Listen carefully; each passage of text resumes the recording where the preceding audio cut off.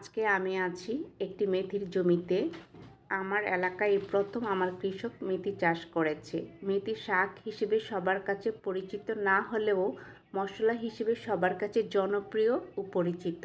মেথি শাক সবজি হিসেবে ভাজি, তরকারি বা সালাদ হিসেবে খুবই মুখরোচক ও পরিচিত। তেমনি মেথির বীজ মশলা হিসেবে সুপরিচিত। রান্নায় স্বাদ ও সুঘ্রাণ বৃদ্ধি করে।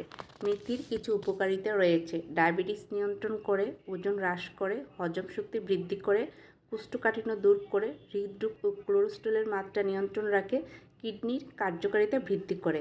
মেথির অপকারিতা: অতিরিক্ত খেলে ডায়রিয়া, পেট ফাঁপা, বমি বমি ভাব হয়, অ্যালার্জির সমস্যা হতে পারে। ডায়াবেটিসের ওষুধ সেবনকারীদের রক্তের শর্করা অতিরিক্ত কমে যেতে পারে, পটাশিয়ামের মাত্রা কমাতে পারে। গর্ভবতী মহিলাদের বেশি খাওয়া উচিত নয়, শিশুর জন্মগত ত্রুটির ঝুঁকি বাড়াতে পারে। স্বাস্থ্যগত সমস্যা দেখা দিলে ডাক্তারের পরামর্শ নেওয়া উচিত। আর এই যে মেথি জমিটা, এটা কিন্তু একটা মিশ্র চাষ পদ্ধতির মাধ্যমে করা হয়েছে। আমরা আখের সাথে বা অন্য ফসলের সাথে কি মেথি চাষ করতে পারি।